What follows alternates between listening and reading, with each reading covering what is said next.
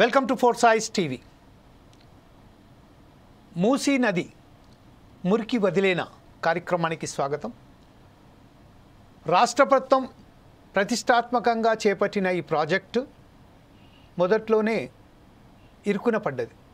కేంద్ర ప్రభుత్వానికి బడ్జెట్ కేటాయించాలని కోరగా గత సంవత్సరం గత బడ్జెట్లో మూసీ నది పేరు కూడా ప్రస్తావించకపోవడం, అలాగే బడ్జెట్కు సంబంధించినది ఇప్పటి వరకు ఒక రూపాయి కూడా విడుదల చేయకపోవడం, తద్వారా ఏదైతే మూసీ నది ప్రక్షాళన అని ఏదైతే మూసీ నది బ్యూటిఫికేషన్ ప్రాజెక్టును పటిష్టాత్మకంగా తీసుకొని ఈ 2030 వరకు పూర్తిగా మూసీ నది అనంతగిరి నుండి మిర్యాలగూడ వైపు అంతవరకు మొత్తం బ్యూటిఫికేషన్ చేస్తాం.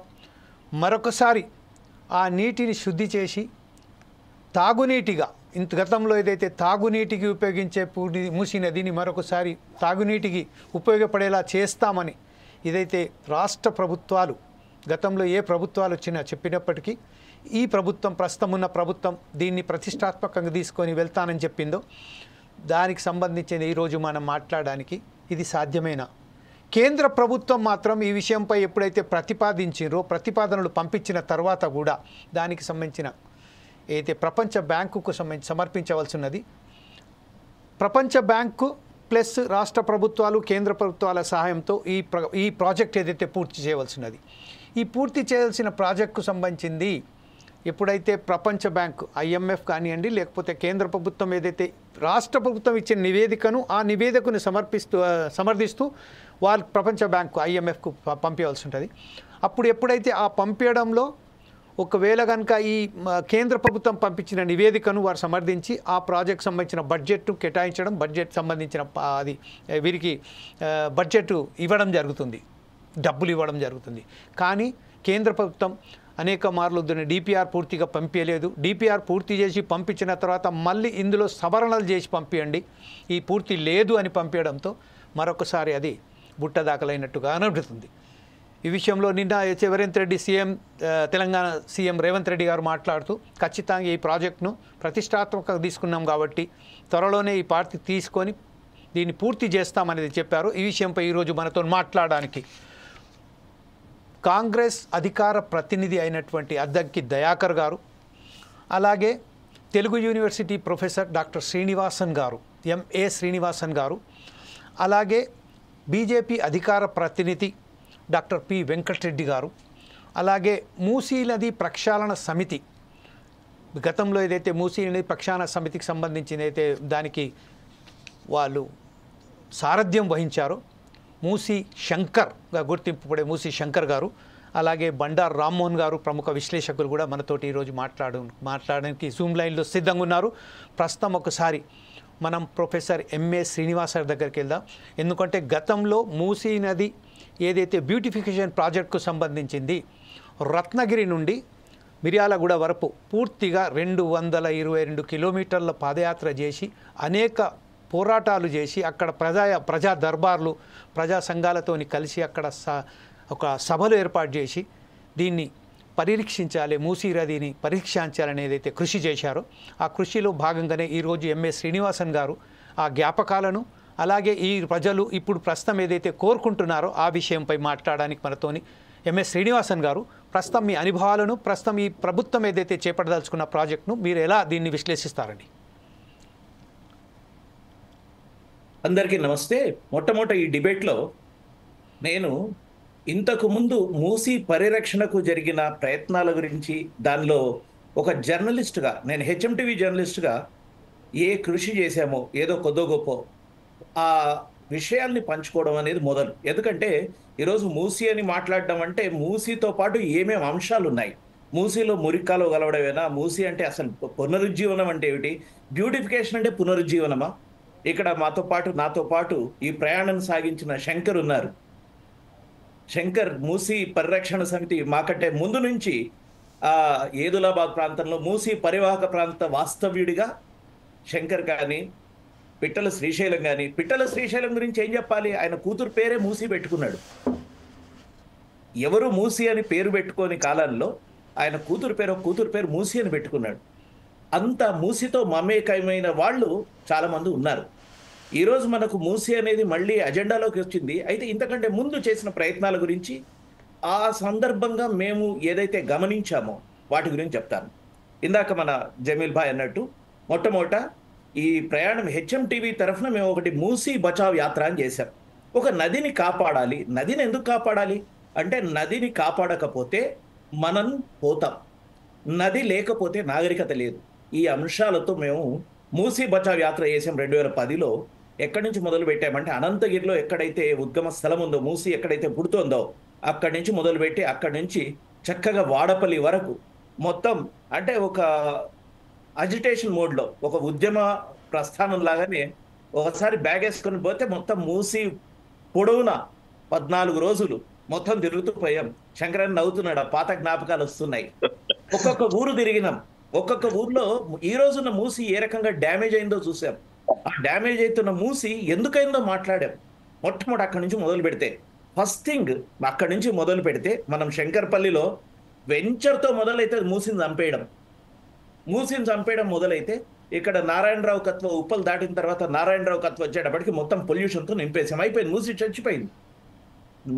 నదికి ఒక ఆర్టరీస్ లాగా నాడాలు ఎట్లయితే నాళాలు ఉంటాయో, సప్లై చేసే ఆర్టరీస్ను మొత్తం క్లోజ్ చేసి, క్యాచ్మెంట్ ఏరియాను క్లోజ్ చేసి, నదిలో నీళ్లు రాకుండా చేసి, మొత్తం నదిలో పొల్యూషన్ నింపి బయటికి పంపితే మూసి అన్నాం. ఇది మేము గమనించాం. దాంతోపాటు మొత్తం పరివాహక ప్రాంతం మనం సంగం దాటి పోయేంత వరకు కూడా ఘోరమైన పొల్యూషన్లోనే ఉంటుంది. ఆ సంఘం నుంచి ఆ సంఘం దగ్గర వెడల్పు అయిపోయి పొల్యూషన్ భూమిలో ఇంకిపోయిందో ఏం పోయిందో మొత్తానికి చాలా మేరకు మనకు ఆ మూసి ఇదనేది పోయింది. ఆ తర్వాత నుంచి కొంత బాగుపడుతూ కృష్ణానదికి పోయేటప్పటికి వాడపల్లిలో చాలా క్లియర్గా ఉంది. అయితే ఈ మొత్తం అంశాల్లో మనం చూసింది ఏమిటి, అసలు నదిని మనం ఏ రకంగా చూడాలి, నది ప్రక్షాళన అంటే ఏమిటి, నదిలో ఉన్న సమస్యలు ఏమిటి. నది అంటే కేవలం నీళ్ళేనా? నది అంటే ప్రజలు కాదా? హైదరాబాద్ నుంచి మొదలు పెడితే, మనం ఇక్కడ నుంచి మొదలు పెడదాం, బాపుఘాట్ నుంచి. విచిత్రం ఏంటంటే, నేను ఈరోజు సరదాగా అనుకుంటున్నాను, మనకు ఈ దేశంలో ఎక్కడ 2 నదులు కలిస్తే అక్కడ అంతర్వాహిని సరస్వతి ఉంటుందని పోయి ఈరోజు పుష్కరాలు చేస్తున్నారు. నిజానికి ఆ పుష్కరాలు చేయాలంటే మరి బాపుఘాట్ దగ్గర కూడా సరస్వతి అంతర్వాహిని అని ఎవరు పోవట్లేదు ఈరోజు మునగడానికి. ఎందుకంటే బాపుఘాట్ దగ్గర మునిగే పరిస్థితి లేదు. బాపుఘాట్ దగ్గరకు వచ్చేటప్పటికి ఎన్క్రోచ్మెంట్స్ పోయి సరస్వతి అంతర్వాహిని అనేది మర్చిపోయినా మన సోయిలో లేదు. అసలు మూసి ఇప్పుడు నేను టీచ్ చేసేటప్పుడు క్లాస్లో స్టూడెంట్స్కి ఈ నగరంలో ఉన్న 2 నదుల పేర్లు చెప్పండి అంటే, నదులా అని మొదలు పైన చూస్తారు. కొద్దిసేపు మూసి అంటే ఓహో ఉండిండొచ్చు అందరు. ఈసా అంటే తర్వాత అసలు ఈసా అనే నది ఉందా అని మాట్లాడుతున్నారు. ఈ పరిస్థితి ఉన్న కాలంలో actually we have forgotten what this city stood on. ఈ నగరం మూసి మీద నిర్మాణం అయింది.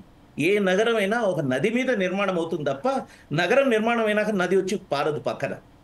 ఇది మొత్తం నాగరికత, నైల్ నది నాగరికత కావచ్చు, ఈజిప్షియన్ కావచ్చు, సింధు నాగరికత కావచ్చు, ఇవన్నీ కూడా ఇట్లే ఉన్నాయి. అటువంటి నదిని చంపింది ఎవరు అని మాట్లాడకపోతే, ఆ చంపిన విషయాన్ని మనం స్పష్టంగా మాట్లాడుకోకపోతే ఎట్లా మళ్ళీ పునరుజ్జీవనం గురించి మాట్లాడడం ఉండదు. ఇది బేసిక్ ప్రిమైస్. తర్వాత ఒక మాటలో ముగించాలంటే, మొత్తం మేము ఈ యాత్రలు చూసింది ఏమిటంటే, బాపుఘాట్ నుంచి మొదలు పెట్టండి, అంతకంటే ముందు గండిపేటకు ముందున్న గ్రామాలు చూడండి, ఈ రియల్ ఎస్టేట్ డెవలప్మెంట్లో భాగంగా ఎంక్రోచ్మెంట్స్ తీసుకోండి.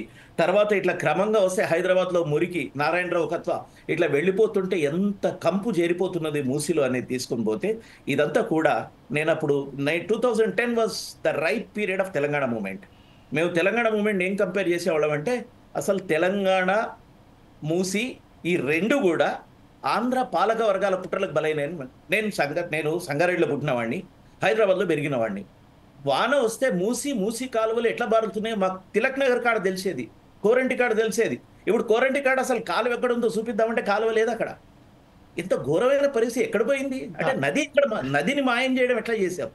ఇది నదిని మింగగలిగిన గొప్పవాళ్ళు ఉన్న సమాజాన్ని మనం బాగు చేయాలంటే, మూసి ప్రక్షాళన అంటే ఫస్ట్ థింగ్ ఈజ్ జెన్యూనిటీ ఉండాలి, ఆనెస్టీ ఉండాలి. ఏవి ప్రక్షాళన కావు. ఓకే, ఇదే విషయంపై ఒకసారి మనం పల్నాటి వెంకటరెడ్డి గారి దగ్గరికి వెళ్దాం. పల్నాటి వెంకటరెడ్డి గారు, ఈ రోజు ఏదైతే మూసి ప్రక్షాళన పేరు వచ్చిందో ఆ విషయంలో పేరు తీస్తుంటేనే మనం ఒక ఎంఏ వ్యాసన్ గారు గుర్తొస్తారు, శంకర్ గారు గుర్తొస్తారు, ఏపూరి సోమన గారు గుర్తొస్తారు, అలాగే పిట్టల శ్రీశైలం గారు గుర్తొస్తారు, ప్రొఫెసర్ వేద్ కుమార్ గారు వస్తారు, ప్రొఫెసర్ జీవన్ కుమార్ గారు వస్తారు. వీరందరూ ఒక దశలో ఎట్లా అంటే 227 కిలోమీటర్లు పాదయాత్ర చేసి ఆ మూసీ బచావో అనే ఒక కార్యక్రమాన్ని చేపట్టారు. ఈ నేపథ్యంలోనే ఈరోజు ఆ మూసీ కాలువలో ఏదైతే కంపు మొత్తం మురుగు ఏదైతే ఉన్నదో మొత్తం మన ఇదా అంటే సికింద్రాబాద్ హైదరాబాద్కు సంబంధించిన మురికి మొత్తం అందులో కలిసి అదొక నాలగా కాకుండా మురికి కాలువగా ఈరోజు మారిపోయింది. దీనికి ఈరోజు ప్రక్షాళన చేస్తామని 2000 మీటర్ల అంటే డయామీటర్ల డయాతోని మేము ఇట్లు మన నార్సంగి నుండి గౌరెల్లి వరకు మొత్తం ఒక 35 కిలోమీటర్ల వరకు ఇచ్చేస్తాము, 55 కిలోమీటర్లు చేస్తాము. దానికి వీరికి 100 కోట్ల రూపాయలకు సంబంధించిన ఒక నివేదిక కేంద్ర ప్రభుత్వాన్ని సమర్పించడం జరిగింది. అక్కడ ఒక్క రూపాయి కూడా బడ్జెట్ రాలేదని ఇప్పుడు రాష్ట్ర ప్రభుత్వం చెప్తుంది. ఈ నేపథ్యంలో as a BJP spokesperson మీరేమంటారండి? జమీల్ గారు, నాది సమ్ ఇష్యూ ఉన్నట్టుంది, ఇంటర్నెట్ ఇష్యూ ఉన్నట్టుంది, వినపడలేదు మొత్తం మీరు చెప్పింది. ఎనీవే, నాకు కొంత ఐడియా ఉంది కాబట్టి అందరికి నమస్కారం. ప్యానల్ పెద్దలందరికీ, తర్వాత మీకు, ఫోర్ సైడ్ టీవీ ప్రేక్షకులకి. ఈ మూసి పునరుజ్జీవనం అనేది డెఫినెట్ గా హైదరాబాద్ కి కావాల్సిన అవసరం. అది ఎప్పటి నుంచో మరి సంవత్సరాలు కొద్దిగా అది అట్లాగే ఉండిపోతా ఉంది. మురుగునీరు హైదరాబాద్ నడిబొడ్డున పారుతా ఉంది. దాన్ని బాగు చేయాలనే ఆలోచన అంతకుముందు బీఆర్ఎస్ ప్రభుత్వం కూడా, కేసీఆర్ గారు కూడా ప్లాన్ చేశారు, కానీ అక్కడ ఎక్కడ కూడా వర్కౌట్ అవ్వలేదు. మళ్ళీ దాన్ని ఏమైందో ఏమో కానీ దానికి ఒక బోర్డు కానీ అవన్నీ కూడా వేసిన తర్వాత కూడా కొంత మరి అమౌంట్ దానికి ఇన్వెస్ట్ చేయక మరి అది వెనకబడిపోయింది. మళ్ళీ ఇప్పుడు కాంగ్రెస్ పార్టీ వచ్చిన తర్వాత, కాంగ్రెస్ ప్రభుత్వం వచ్చిన తర్వాత దీన్ని చేయాలనే ఆలోచన మరి వాళ్ళు ప్లాన్ చేయటం ఇదంతా కూడా ఏమవుతుందంటే, ఇక్కడ ముందుగా అక్కడ మూసి పరివాహక ప్రాంతంలో ఉన్న ఎవరైతే ప్రజలు ఇల్లు కట్టుకొని నివసిస్తూ ఉన్నారో వాళ్ళని వెకేట్ చేయించటం, వాళ్ళకి మరి ఎక్కడ ఇల్లు కట్టించడం, లేకపోతే ఎక్కడ జాగాలు ఇవ్వటం, ఇవన్నీ కూడా పర్ఫెక్ట్గా చేయక, దాని మీద ఎక్సర్సైజ్ లేక, దాన్ని హడావిడిగా కొంత ఇష్యూస్ మనకు తెలుసు, హైడ్రా కానీ లేకపోతే వచ్చి తర్వాత రెవెన్యూ డిపార్ట్మెంట్ మిగతా అన్ని కూడా కూలగొట్టడం, లేకపోతే ఖాళీ చేయించడం, దానివల్ల ఏమైందంటే అది అనవసరంగా అన్నెసరిగా ఇప్పుడు ఇమ్మీడియట్ గా చేయాల్సిన అవసరం లేదు కదా. టోటల్ గా అక్కడ ఉన్న పరివాహక ప్రాంతంలో ఉన్న ప్రజలందరినీ తరలించిన తర్వాత వాళ్ళకి ఇల్లు కట్టించడమా, జాగాలు ఇచ్చిన తర్వాత అప్పుడు చేస్తే బాగుంటుందనే ఆలోచనతోటి ప్రతిపక్ష పార్టీలు కూడా ముందుకు వచ్చాయి. అక్కడ ఎట్టి పరిస్థితుల్లో జరగాల్సిందే అని చెప్పేసి భారతీయ జనతా పార్టీ కానీ మిగతా పార్టీలు కూడా ఎట్టి పరిస్థితుల్లో వాళ్ళకి ఏదో విధంగా కట్టించి ఇవ్వాలి అనే ఆలోచన. సరే, దాంతో పాటుగా ఇది చేస్తే మంచిదే. గోదావరి నీళ్ళు దీంట్లో పారించడం కానీ, గోదావరి వాటర్ తీసుకురావటం కానీ, మూసి ప్రక్షాళన చేయటం కానీ, ఇవన్నీ కూడా బాగానే ఉన్నాయి. కానీ అక్కడ ముందుగా ఈ మురుగునీరు ఎక్కడి నుంచి వస్తూ ఉంది? కాలనీల నుంచి వస్తూ ఉంది మురుగునీరు అంతా కూడా. మురుగునీరు ఇప్పుడు బాగా చేసినా కూడా, ఒకవేళ దీన్ని నిజంగా ప్రక్షాళన చేసినా కూడా అక్కడ ఎస్టీపీస్ పెట్టకుండా 100 కొద్ది ఎస్టీపీస్ అవసరం వస్తాయి ఇప్పటికీ. మొత్తం టోటల్ గా మురుగునీరు అంతా కూడా మూసి రివర్లకు వస్తూ ఉంది. అది ఏ విధంగా ఎక్కడ పెడతారు ఏంటి? ఎందుకంటే పెద్ద పెద్ద పైప్ లైన్ లేచి టోటల్ గా దాన్ని ప్రక్షాళన చేయాల్సిన అవసరం ఉంటుంది. ఏదైతే కాలనీస్ నుంచి వస్తూ ఉన్నాయో అవి పట్టించుకోకుండా, దాని ప్లాన్ లేకుండా మరి ఎట్లా చేస్తారనేది కూడా ఇప్పటివరకు చెప్పలేదు. ఒక అఖిలపక్ష మీటింగ్ కానీ, భేటీ కానీ, లేకపోతే ఏం చేస్తే ఎట్లా బాగుంటుందని ఒక ఆలోచన కానీ, అడ్వైస్ కానీ, సలహాలు సూచనలు కానీ ఎక్కడ మరి కాంగ్రెస్ ప్రభుత్వం తీసుకున్నట్టుగా తెలుస్తూ ఉంది. సో రెండో పాయింట్ ఏంటంటే, హడావిడిగా డిపిఆర్ అది ఇది డిపిఆర్ సబ్మిట్ చేస్తే మరి వాళ్ళకి తెలియదా డిపిఆర్ ఎలా ఉండాలి, ఏ విధంగా ఉంటుంది, దేనికోసం అని తెలియదా? అది తెలియకుండానే మరి హడావిడిగా సబ్మిట్ చేసేసి ఇమ్మీడియట్ గా వరల్డ్ బ్యాంక్ నుంచి అప్పు తీసుకురావటం, పెట్టడం, ఇవన్నీ అంటే మరి ఆ కొర్రీలు ఉంటాయి. కాబట్టి ఇట్లాంటివన్నీ కూడా ప్రాపర్ ఛానల్లో ప్రాపర్గా డిజైన్ చేసి ఆ డిపిఆర్ సబ్మిట్ చేస్తే డెఫినెట్గా అక్కడ వీళ్ళకి పర్మిషన్ వచ్చే అవకాశాలు ఉంటాయి. అక్కడ ఏది లేకుండా తొందరపాటు వల్లనే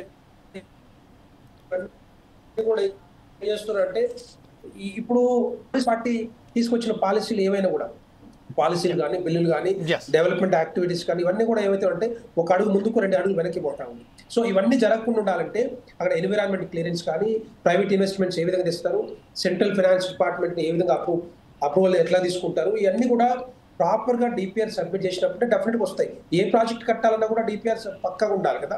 సో దాంతో పాటుగానే అందుకే అది అడుగుతా ఉండరు, అది సబ్మిట్ చేయలేకపోతా ఉంది తెలంగాణ ప్రభుత్వం, కాంగ్రెస్ ప్రభుత్వం. ఇదే విషయంపై మనం ఒకసారి అద్దంకి దయాకర్ గారు ఉన్నారు. ఇప్పుడు ప్రస్తుతం ఏదైతే వెంకటరెడ్డి గారు చెప్పారు, అద్దంకి దయాకర్ గారు ఫస్ట్ ఏదైతే ఉన్నదో మనకు ఇప్పుడు మన అధికార ప్రతినిధి అయినటువంటి డాక్టర్ పి వెంకటరెడ్డి గారు ఏం చెప్పారు, ప్రస్తుతం ఏదైతే డిపిఆర్ సబ్మిషన్లో సరి అయిన పద్ధతిలో డిపిఆర్ సబ్మిట్ చేయలేదు.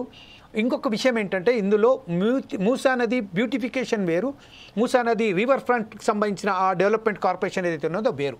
2 ప్రాజెక్ట్స్ ఉన్నాయి. ఒక ప్రాజెక్టులోనేమో 2000 డయామీటర్తోని మొత్తం ఒక ఎస్టీపీ ప్లాంట్స్ పెట్టాలి. ఇప్పటికే 52 ప్లాంట్లు పెట్టాయి. ఇంకా 39 ప్లాంట్లు అక్కడ పెట్టేసి అదే మురికి నీరు ఏదైతే ఉన్నదో, మురికి నీరు కాకుండా ఇంకా పరిశ్రమ నుంచి వస్తున్న వ్యర్థ పదార్థాలు ఏదైతే ఉన్నదో దాన్ని కూడా సెవరేజ్ ప్లాంట్లను ట్రీట్ చేసి ఒక సాఫ్ అయిన మంచినీరైన దాన్ని మూసీలో వదిలి దాన్ని చేయాలని ఒక మంచి బ్రహ్మాండమైన ప్రక్రియతోనే మొదలుపెట్టారు. కాకపోతే ఆ సంబంధించిన పూర్తి ప్రాజెక్ట్ ఇంకా మొదలు కాకముందే ఇప్పుడు కేంద్ర ప్రభుత్వం ఏదైతే ఉన్నదో డిపిఆర్ సబ్మిట్ చేయలేదు, సరి అయిన పద్ధతిలో డిపిఆర్ సరి చేయలేదు. అలాగే ఆల్ పార్టీకి సంబంధించిన ఒక మీటింగ్ ఏర్పాటు చేసి వాళ్ళతోని సలహాలు సూచనలు చేయకుండానే ప్రాజెక్ట్ మొదలు పెట్టారని వెంకటరెడ్డి గారు చెప్తున్నారు. ఈ విషయంపై as a spokesperson of Congress మీరేమంటారండి? యా, గుడ్ ఆఫ్టర్నూన్ మిత్రమా, పెద్దలందరికీ మిత్రులందరికీ కూడా. ఒకటి ఏంటంటే మూసీ రిజర్వేషన్ అనే ప్రోగ్రాం ఇప్పుడు కాంగ్రెస్ ప్రభుత్వం తీసుకున్న దాని పట్ల సరైన అంశాలు తెలియకుండానే స్పందించడం అనేది జరుగుతుంది మన వాళ్ళందరూ కూడా. వాస్తవానికి ఏంటంటే నందనవనం ప్రాజెక్టు తర్వాత మూసీ బ్యూటిఫికేషన్ ఇంకో పేరు మీద గత ప్రభుత్వాలు చేసినాయి. ఇంకొక అడుగు ముందుకేసి టిఆర్ఎస్ ప్రభుత్వం దాన్ని ఏ విధంగా ప్రక్షాళన చేయాలనే దిశగా ఒక 6 మీటింగ్లు పెట్టిండ్రు. 6 మీటింగ్లలో ఏంటంటే అది ఒకటేమో నదీ ప్రవాహము, తర్వాత దానికి సంబంధించిన మురుగును ఎస్టీపీలతో ఏ విధంగా చేయాలనేది, రెండవది నగర వేగం అంటే అంతర్గతంగా బ్రిడ్జెస్ వేయడం ద్వారా ఏ విధంగా దాన్ని తీసుకుపోవాలనేది, మూడోది అతి ముఖ్యమైనది ఏంటంటే ఈ కాసారంగా మారిన మూసీని ఒక రకమైన ఒక మంచి నదిగా మార్చాలని ఒక ప్రణాళిక వాళ్ళకు ఉన్నది. 6 మినిట్స్లలో నేను చూసింది, 6 మీటింగ్ల మినిట్స్ అంతా కూడా కన్సాలిడేషన్ నేను చూసిన. నేను దామోదర నరసింహ గారు, పొంగులేటి గారు, తర్వాత శ్రీధర్బాబు గారు ఒకరోజు. అసలు ఇప్పుడు మనం చేస్తున్నది ఏందో తెలియకుండా దాని మీద స్పందిస్తే అది ఏమంటారు అరకొర స్పందనే ఉంటుంది. మనం ఇప్పుడు ఒక కన్సార్షియం వేసినాం, ఒక 140 crores తోని ఒక కన్సార్షియం వేసినాం. ఏంటంటే మూసీ ప్రక్షాళన ఏ విధంగా చేస్తే పునరుజ్జీవం నది జరుగుతుంది. సమస్య ఇప్పుడు 3 రకాలు మనకు దీంట్లో కనపడుతుంది. ఒకటేమో మూసీ ఆరోగ్య సమస్యలకు నిలయమైంది. ఆ మూసీ కాసారం కడుపులో క్యాన్సర్ గడ్డలాగా తయారైంది మనకు నగరానికి. రెండవది ఏంటిది, నీటి శుద్ధితో పాటు మురుగు ప్రవాహము, తర్వాత ఒక దశ దాటినాక మనకు ఉద్గారాలు, పారిశ్రామిక ఉద్గారాలు కూడా యాడ్ అవుతాయి. ఇప్పుడు మురికి ఏంది, ఇప్పుడు సివరేజ్ అనేది కాకుండా ఇంకా భయంకరమైన ఉద్గారాలు నదిలో కలుస్తాయి. మూడవది ఏంటంటే ఆ నది వల్ల మనకు లిమిటెడ్ ఏమంటారు బ్రిడ్జెస్ అయినాయి. దానివల్ల నగర వేగం కూడా తగ్గుతున్నది. వీటన్నిటిని స్పీడప్ చేయడానికి అసలు ఏ రకంగా చేస్తే బాగుంటుందనే ఉద్దేశంతో 2-3 పట్టణాలు తిరిగి వచ్చిండ్రు. మనకిప్పుడు సబర్మతి ఉన్నది, లక్నో ఉన్నది, మోడల్స్ కూడా చూసిన తర్వాత మనం దానికంటే ఎక్కువ చేయడానికి ఏం అవకాశాలు ఉన్నాయనే దిశలో కూడా ఆలోచిస్తే మనకు 10 TMC ఎన్ రూట్లో మనం ఏమంటారు దాన్ని తుమ్మిడిహెట్టి నుంచి తీసుకొచ్చే ప్లాన్ ఉంది కదా, అప్పుడు శ్రీపాద ఎల్లంపల్లి నుంచి తీసుకొచ్చే ప్లాన్లో 10 TMC ఎన్ రూట్లో మనం సిటీ కొరకు పారిశ్రామిక అవసరాలకు, నగర నీటి అవసరాలకు కేటాయించిన రాజశేఖర రెడ్డి గారు. వాటిని ఏ విధంగా వీటిని కంటామినేటెడ్ను మనము పక్కకు తీసి మళ్ళీ కొత్త నీటి పెట్టొచ్చనే ఆలోచన కూడా చేసిండ్రు. ఇప్పుడైతే దీన్ని ఆ మూసి నదికి సంబంధించిన ఏదైతే నకలు ఉందో వాళ్ళు దాన్ని స్టడీ చేస్తారు. ఒకరేమో కట్టడానికి, ఒకరేమో ఫినాన్స్ చేయడానికి, ఒకరేమో మెయింటైన్ చేయడానికి. ఈ 3 దశలుగా బ్యాంకర్స్ ఉంటారు, కన్స్ట్రక్టివ్ బిల్డర్స్ ఉంటారు. మనం అక్కడక్కడ ఏవైతే పీటీఓ లాంటి, లేకపోతే ఇప్పుడు హైకోర్టు ఉందనుకోండి అది మ్యూజియం అవుతుంది, ఉస్మానియా హాస్పిటల్ ఉందనుకోండి అది మ్యూజియం అవుతుంది. ఇక అక్కడక్కడ మనకు ఇమ్లిబన్ బస్ స్టాండ్ నుంచి మొదలు పెడితే అప్ టు చాదర్ఘట్ వరకు, అంటే నా ఎక్కడైతే ఉస్మాన్ సాగర్ అక్కడి నుంచి హిమాయత్ సాగర్ మొదలవుతుంది, ఇక్కడికి 43 కిలోమీటర్ల దగ్గరికి ఏమో ఈ మురికి దీనికి సంబంధించిన ట్రాఫిక్ ఇష్యూస్ని రిజాల్వ్ చేయడం, నదికి ఈవల ఆవల డబుల్ రోడ్స్ అంటే రావడానికి పోవడానికి అక్కడ దానికి నిర్మించడానికి 43 కిలోమీటర్ల తర్వాత గట్కేసర్ తర్వాతనేమో నదిలో కలుషితం పెరగకుండా దాన్ని ఎట్లా చేయాలనే దాని మీద అది అప్ టు వాడపల్లి. ఈ అంశాలన్నిటి కూడా గమనంలోకి తీసుకుంటే ఇంతవరకు వాళ్ళు రిపోర్ట్ ఏమి ఇవ్వలే, డిపిఆర్ మనం ఏం తయారు చేయలే, దాని ఎస్టిమేటెడ్ కాస్ట్ ఏం రాలే. మ్యాక్సిమంగా మార్చిలో వచ్చేది ఉండే, మార్చి ఏప్రిల్ వరకు వచ్చేది ఉంటే అది ఎక్స్టెండ్ అవుతుంది. అది మేబీ జూన్ జూలైకి వస్తే ఆ డిపిఆర్ను మనం ప్రజల ముందు ప్రతిపక్షాల ముందు పెట్టి ఇట్లా కాకుండా ఇంకెట్లా బెటర్ చేస్తే బాగుంటుందో అప్పుడు మనం దాని మీద చర్చలు పెట్టుకోవచ్చు. దానికంటే ముందు జరిగింది ఏంటంటే ఇప్పుడు 8,000 స్ట్రక్చర్స్ మనకు టిఆర్ఎస్ హయాంలో ఉన్నప్పుడు, స్ట్రక్చర్స్ అంటే ఏంది, ఇండ్లు, వివిధ రకాల ఇండ్లు నది గర్భంలో ఉన్నాయి, నదికి తీరంలో ఉన్నాయి, నది గట్టున కొన్ని ఉన్నాయి. ఈ 3 రకాలు ఉన్నాయి. కొన్నిటికి పట్టాలు ఉన్నాయి. సో వాటిని మనం పట్టాలున్న వాటికే according to land acquisition act 2013 ప్రకారమే వాళ్ళకి ఇవ్వాలి. ల్యాండ్ అది రిజిస్ట్రేషన్ పట్టా లేకున్నా సరే వాళ్ళకు ప్రత్యామ్నాయ మార్గాల కొరకు కూడా 11,000 పైచిలకు వాళ్ళు 10,000 కోట్ల పైచిలకు R&R ప్యాకేజీలో పెట్టిండ్రు. అప్పుడు దానకిషోర్ గారు సిటీ ఏమంటారు మన కమిషనర్, జిహెచ్ఎంసీ కమిషనర్ ఉంటే వారు మొన్ననేమో మున్సిపల్ ప్రిన్సిపల్ సెక్రటరీ ఉండి ఇప్పుడు వారు లేబర్కి పోయినప్పటికి కూడా ఇప్పుడు సమస్య ఏంటంటే ఇప్పుడు 11,000 స్ట్రక్చర్స్ అయినాయి మనకు.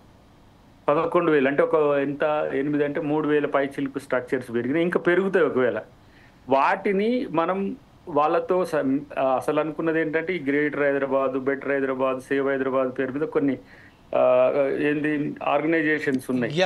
వాటికి సంబంధించి వాళ్ళకు అవేర్నెస్ ప్రోగ్రామ్ కొరకు చేద్దామని ఒక ఆలోచన ఉండే. అంతకంటే ముందు మున్సిపల్ అధికారులు కూడా ఆయా ప్రాంతాలకు వెళ్ళి స్వచ్ఛందంగా పోవాలనే ఉద్దేశంతో వాళ్ళందరినీ అవేర్ చేయడానికి అసలు రివర్ బెడ్ లో ఉన్నాయి ఏంటి, RBX అంటే అదే రివర్ బెడ్ ఎక్స్ అంటే అది కొట్టేసే అనమాట.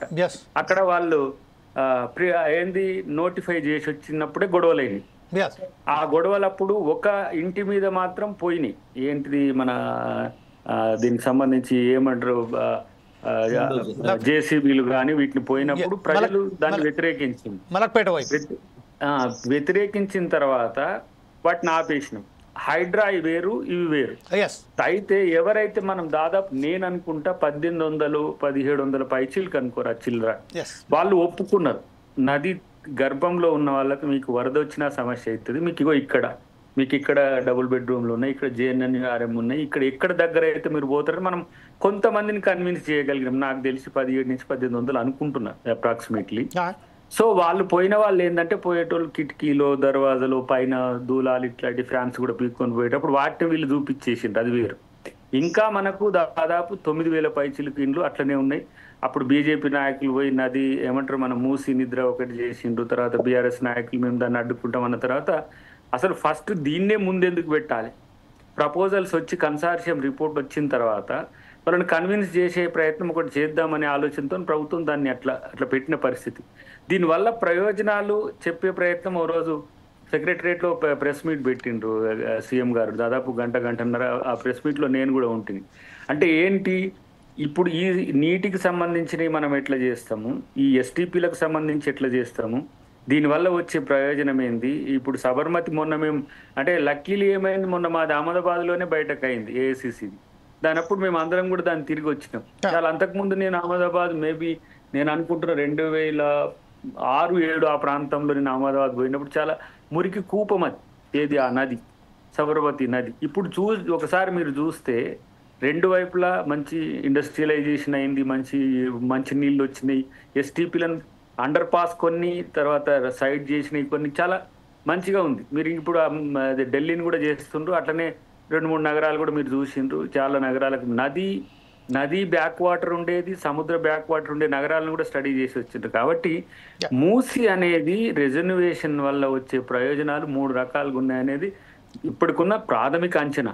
దాన్ని ఎట్లా చేద్దాము, 11,000 మందికి సంబంధించి, అంటే 11,000 కుటుంబాలు, 11,000 మంది కాదు, కుటుంబాలకు సంబంధించిన అంశంలో ప్రత్యామ్నాయ ఏర్పాట్లు చేస్తే 1,20,00,000 మందికి సంబంధించిన ఆరోగ్య, తర్వాత ఏమంటారు ట్రాఫిక్ సమస్యలు పోవడమే కాకుండా అది హైదరాబాద్ అనేది రేపు హై పొటెన్షియల్ సిటీ అవుతున్నది. ఏఐ సిటీ, 4th సిటీ వచ్చిన తర్వాత, హైటెక్ సిటీ వచ్చిన తర్వాత ఇది ఇంత సమస్యగా మారుతున్న దాన్ని బాగు చేసుకోవాలని ఆలోచన ప్రభుత్వానికి తప్పితే, దాంట్లో ఇప్పుడు బిజినెస్ మీన్స్ అది ఇవాళ 1,00,000 కోట్ల 2,00,000 కోట్లతో కట్టిన దాని ద్వారా వచ్చే రెవెన్యూ, నగర రెవెన్యూనే 20% ఏవో పెరుగుతుంది బడ్జెట్ లో. ఇప్పుడే 60,000 కోట్ల పైచిలకు వస్తుంది హైదరాబాద్. సో ఇప్పుడు ఆ మూసీతో మనకు వచ్చే రోగాలు తప్పితే రూపాయి రావట్లే. కాబట్టి దాన్ని మరింత చేద్దామని ఆలోచన తప్పితే దీంట్లో కమర్షియల్ ఎలిమెంట్స్ ఉన్నాయి. 5,00,000 కోట్లు వస్తాయి, 6,00,000 కోట్లు, రేపు అవసరమైతే ప్రాపర్టీస్ కాస్ట్, ప్రజల ప్రాపర్టీస్ కాస్ట్ 5,00,000 10,000 కోట్లు కూడా కావచ్చు. మనం చాలా స్పష్టంగా తెలుసుకుంటే మంచిదనే ఉద్దేశంతో నేను మిత్రులకి ఇదంతా వివరంగా చెప్పిన. ఏవైనా ఆబ్జెక్షన్స్ ఉన్నా మీరు మున్సిపల్ శాఖ మంత్రి అంటే మీరు ముఖ్యమంత్రి గారు కాబట్టి కలవలేకపోయినా ప్రిన్సిపల్ సెక్రటరీ ఆల్వేస్ ఆయన ఇలాంటి వాటిని అన్నిటి వెల్కమ్ చేస్తున్నారు. మీరు ఆ విషయంలో సూచనలు కూడా ఇవ్వచ్చు. రైట్ సార్, ఇదే విషయంపై ఒకసారి మనం మూసీ శంకర్ దగ్గరికి వెళ్దాం. శంకర్, ఇప్పుడు ఎప్పుడైతే మూసీ శంకర్ గారు ప్రస్తుతం ఏదైతే ఉన్నదో మీరు సేవ్ మూసా ప్రాజెక్ట్ సంబంధించింది ఈరోజు అనంతగిరి నుంచి వెళ్ళి మిర్యాలగూడ వరపు అక్కడ మూసా ఏదైతే ప్రాజెక్టు నిర్మాణం ఉన్నదో అక్కడ దాకా వెళ్ళారు. ఖచ్చితంగా అప్పుడు ఏదైతే మీరు చేసిన కృషిలో భాగంగానే అప్పటి ప్రభుత్వం దరిదాపుగా 500 కోట్ల రూపాయలు దీన్ని రిలీజ్ చేసినని చెప్పి అప్పుడే బయోడైవర్సిటీ కాన్ఫరెన్స్ రావడంతో ఆ ఫండ్స్ను అక్కడ మళ్లించడం జరిగిందని ఒక వాదన ఉన్నది. ఈ విషయంపై మీరు చేసిన కృషికి ఏపూరు సేమన్న గారు, వాసన్ గారు, ఏదైతే ప్రొఫెసర్ వేద్ కుమార్ గారు వీళ్ళు చేసిన కృషికి ఫలితమే అప్పుడు జరిగింది. కాకపోతే ఈరోజు మరొకసారి వృధాగా పోయింది. దానికి ఇప్పుడు మళ్ళా ఈ సివిరేజ్ ట్రీట్మెంట్ ప్లాంట్కు సంబంధించింది అప్పట్లో కూడా మీరు ఒక నివేదిక సమర్పించారు. ఈ విషయంలో మీరేమంటారు శంకర్ గారు? అందరికీ పెద్దలకు అందరికీ మనస్ఫూర్తిగా నమస్కారాలు. 4 సైడ్ టీవీకి అందుబాటులోకి వచ్చినటువంటి పెద్దలకు ఒకటి, అసలుకు చాలా మట్టుకు ఏంటిదని అనేది కింది పరివాహక ప్రాంత ప్రజలు అనేది పట్టణవాసులను అనేది మర్చిపోతున్నారు అనేది ఇది వాస్తవం. ఇది పెద్దలు మళ్ళా పొలిటీషియన్స్ అంటే ప్రభుత్వాలు ఏవి వచ్చినా ఏవి మారినా ఏది చేసినా కానీ ప్రభుత్వాలు కూడా కనీసమైనా కానీ కింది పరివాహక ప్రాంత ప్రజలు హైదరాబాదులో ఉత్సలు ఏరుగుళ్ళు పోస్తే కింద అనేది దాగుతున్నారు పశుపక్షాదులు, మనుషులు.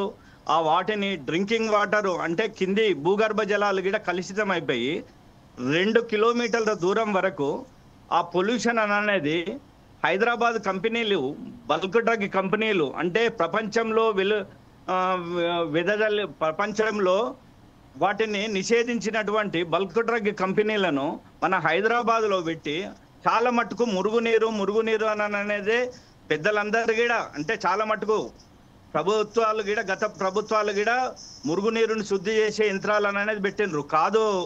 మీ అందరికి ఒక విన్నపము, నేను మూసి పరివాహక ప్రాంత ప్రజల తరఫున, కానీ ఈ ఉచ్చలు ఏరుగులే కాకుండా హైదరాబాద్లో పోయినాయి బల్క్ డ్రగ్ కంపెనీలు, అదేవిధంగా వివిధ ఫ్యాక్టరీల నుంచి వెలువడే రసాయన వ్యర్థ జలాలన్నిటిని మూసీ నదిలోకి వదులుతున్నారు.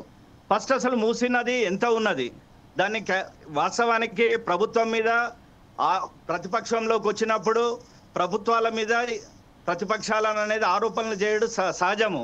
కానీ అసలు మూసీ నది ఎంత ఉండే, మూసీ పరివాహక ప్రాంతము దాని చుట్టుపక్కల ఎంత విస్తీర్ణం ఉన్నదని అనేది గమనించాలి. దాన్ని ఎవరిని వెళ్ళగొడుతున్నారు అనేది వాస్తవానికి నాయకులు ప్రతిపక్షంలో ఉన్నప్పుడు అందరూ పొలిటికల్గా వాళ్ళను మూసీ నదిలో కొట్టుకుపోయడానికి వేసినటువంటి ఎత్తుగడలే ఆ మూసీ పరివాహక ప్రాంతంలో ఇండ్లు కట్టియడం అనేది.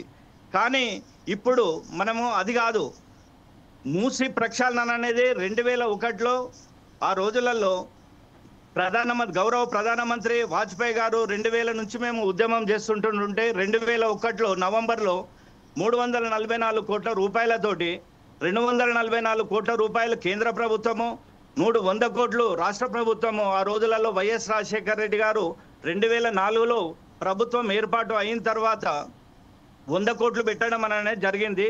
అప్పుడు ఆ 344 కోట్ల రూపాయలతోటి ఆ నిధులు వ్యర్థం కాలేదు, అధికారుల నిర్లక్ష్యం వల్ల వ్యర్థమైంది. ఏ విధంగా అంటే అది మేము అడిగింది ఒకటి, మురుగునీరును శుద్ధి చేసే యంత్రాలు వద్దు అని చెప్పేసేసి ప్రతి గడపకు మూసిపరవక హైదరాబాద్, రంగారెడ్డి, నల్గొండ వాసులు అందరము ఇంటింటికి ఒక్కరిలాగా వచ్చేసేసి మేము ఇక్కడ ఆ రోజులల్లో ప్రభుత్వాలకు, పాలకులకు, పరిశ్రమల పొల్యూషన్ కంట్రోల్ బోర్డు మెంబర్ సెక్రటరీలకు మేము విన్నవించుకోవడం జరిగింది. దాని ఫలితంగా 344 కోట్ల రూపాయల్లో కేంద్ర ప్రభుత్వం 244 కోట్ల రూపాయలు అప్పుడు పెట్టడం జరిగింది. 100 కోట్లు కాంగ్రెస్ గవర్నమెంట్ వచ్చిన తర్వాత 100 కోట్లు ఫస్ట్ బడ్జెట్లో ఫస్ట్ అసెంబ్లీ సమావేశాల్లో పెట్టడం జరిగింది. కానీ ఎఫ్లెంట్ ట్రీట్మెంట్ ప్లాంట్లు అధికారులు ఎవరైతే మెట్రో వాటర్ వర్క్స్ అధికారుల నిర్లక్ష్యం వల్ల దాని టెక్నాలజీని ఏది పెట్టాలా ఏది పెట్టొద్దు అనేది అనాలోచిత పద్ధతిలో మూసికి మురుగునీరును శుద్ధి చేసే సివరేజ్ ట్రీట్మెంట్ ప్లాంట్లు పెట్టడం జరిగింది. కాబట్టి ఇప్పుడు ప్రభుత్వం వాస్తవానికి మేము టీఆర్ఎస్ గవర్నమెంట్, బీఆర్ఎస్ గవర్నమెంట్ ఉన్నప్పుడు కూడా మేము సర్పంచ్గా ఉన్నప్పుడు కూడా సర్పంచ్లమందరం మూసిపరవక ప్రాంత ప్రజలం కూడా మెమరాండం ఇవ్వడం అయింది. చేస్తాం అని చెప్పేసి వాళ్ళు ఏమి చేసిన పాపాన అనేది అది పోలేదు, అది వాస్తవం. అది ఏది అయినా కానీ ఆ రోజులల్లో రాష్ట్ర ప్రభుత్వము అదేవిధంగా కేంద్ర ప్రభుత్వం పెట్టుకున్న నిధులు తప్పిస్తే ఈ ప్రభుత్వం అనేది మూసి ప్రక్షాళన గురించి అనేది ఎలాంటిది అనేది 10 సంవత్సరాల చేయలేదు. ఇప్పుడు వాస్తవానికి మేము ఆ రోజులలో నేను 22-25 సంవత్సరాలు ఉన్న నేను 2000 సంవత్సరంలో ఇప్పుడు 57 సంవత్సరాలకు వచ్చేసేసిన మాకు ఇక చేతగాని పరిస్థితులలో ఈరోజు గౌరవ ముఖ్యమంత్రి మన రేవంత్ రెడ్డి అన్న వాస్తవానికి నేను ఈ మూసి ప్రక్షాళన చేస్తా, నగర నడి ఒడ్డు నుంచి పోతున్నదన్న ఉద్దేశము, మంచి సంకల్పంతో నిర్ణయం తీసుకున్నందుకు మేము మూసి పరవాక ప్రాంత ప్రజల తరఫున మేము అతనికి కృతజ్ఞతలు తెలుపుతున్నాము. అదే విధంగా అంటే గతంలో మేము చేసినాం కాబట్టి ఇక్కడ ఉన్న రాష్ట్ర ప్రభుత్వం అప్పుడు 100 కోట్లు పెట్టుకుంది. అప్పుడు కేంద్ర ప్రభుత్వం వాజ్పేయి గారు లాల్ బహదూర్ స్టేడియంలో వాల్మీకి అంబేద్కర్ ఆవాస్ యోజన కింద 244 కోట్లు ఇమ్మీడియట్లీ రిలీజ్ చేయడం జరిగింది. ఇప్పుడు కూడా కేంద్ర ప్రభుత్వం అనేది ఈ డిపిఆర్లు ఇవన్నీ కూడా పర్యావరణ అనుమతులు అనేది దీనికి పర్యావరణం అనుమతులు ఏమున్నాయి, ఏం చెట్లు ఉన్నాయని, ఏమున్నాయి, ఏం కొట్టేస్తున్నారని, ఉన్నాయి చెట్లు మొలవకుండానే అయినాయి, పశుపక్షాదులు రాకుండానే అయిపోయినాయి, పశువులు నీళ్ళు తాగినాయి, 10 లీటర్లు ఇచ్చే పాలు 2 లీటర్లకు వచ్చేసేసినాయి.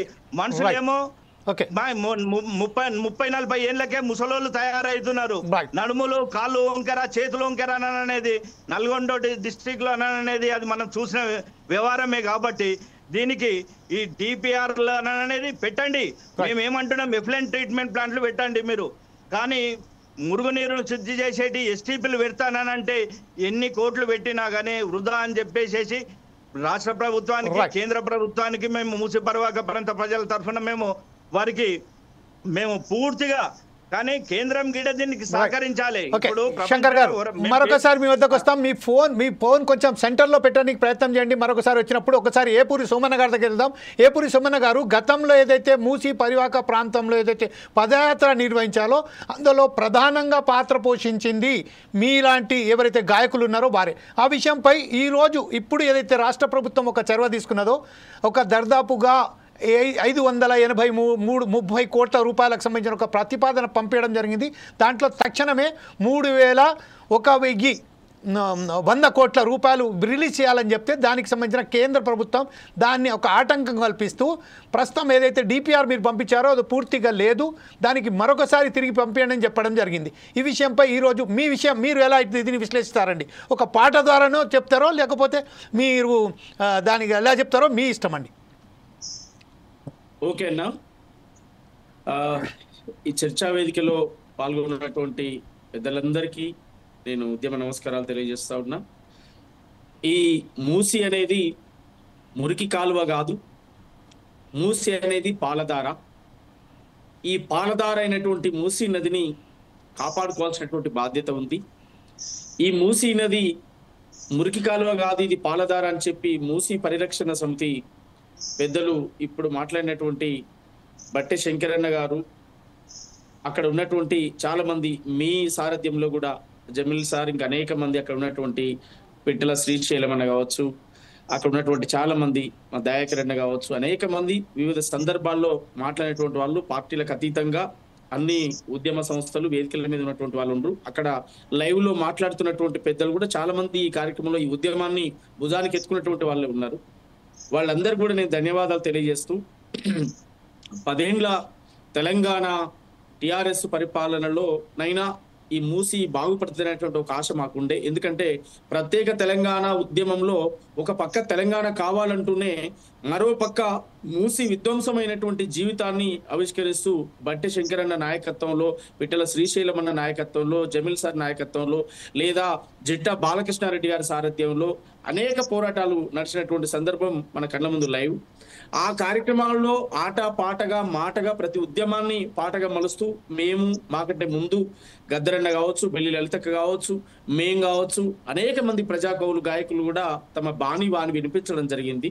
నేను ఆ రోజు మూసి ఎదురాబాదు గ్రామానికి పోయిన సందర్భంలో చనిపోయినటువంటి చేపలు, ఇండ్ల గేట్లు ఊడిపోయినటువంటి గేట్లు, తర్వాత గర్భస్రావాలైనటువంటి మహిళలు, తర్వాత ఒళ్ళంతా బొగ్గలు పొడిసి జబ్బులతో బాధపడుతున్నటువంటి ప్రజలను, వీళ్ళందరినీ నేను ఆ మూసి పరివాహక ప్రాంత ప్రజలతో శంకరన్న నాయకత్వంలో నేను అందరినీ కలవడం జరిగింది. వారి యొక్క ప్రత్యక్షంగా వారి యొక్క బాధను, వారి గాథను మేము చూడడం జరిగింది. ఎందుకంటే మాకు మూసి పరివాహక ప్రాంతం ఏంటంటే అంటే బిక్కేరు వాగు నుంచి వచ్చేటువంటి వాటరు అటు కొంచెం మా పరిధి వరకు ఈ మూసి స్మెల్ అనేది కొంత ఇంత ప్రభావితమైనటువంటి పరిస్థితి మాకు అందదు కనుక నేను లైవ్ లో వచ్చి అక్కడి నుంచి ఇక్కడి వరకు ఈ ఎంత కూడా చూడడం జరిగింది. ఇక్కడ అసలు ఇక్కడ ప్రజల బాధ ఎట్లా ఉంది అనేటువంటి పరిస్థితి నేను చూడడం జరిగింది కనుక మనకు కూడా అడ్డగూడూరు, మనకు శాలిగౌరారం, అరవపల్లి 3 మండలాలకు వస్తాయి మనకు. అవునన్నా అట్లా అదంతా కూడా చూడడం జరిగిందన్న. ఏమని చెప్పరో ఎదులబాదు శంకరన్నం, మూసి కాలుష్య బాధ మురుగుతున్న బతుకు బాధం, ఎంతని చెప్పరో ఎదులబాదు శంకరన్నం. పారే నీరులోన విషమును కలిపిందవడు, పచ్చని పంటలకేమో సిద్ధు పెట్టిందవడు. పారే నీరులోన విషమును కలిపిందవడు, పచ్చని పంటలకేమో సిచ్చును పెట్టిందవడు. ఊళ్ళను ముంచి ఊపిరాడకుండా చేసాం, కాలుష్య కోరలు పల్లెలన్నీ నలిగిపాయెం.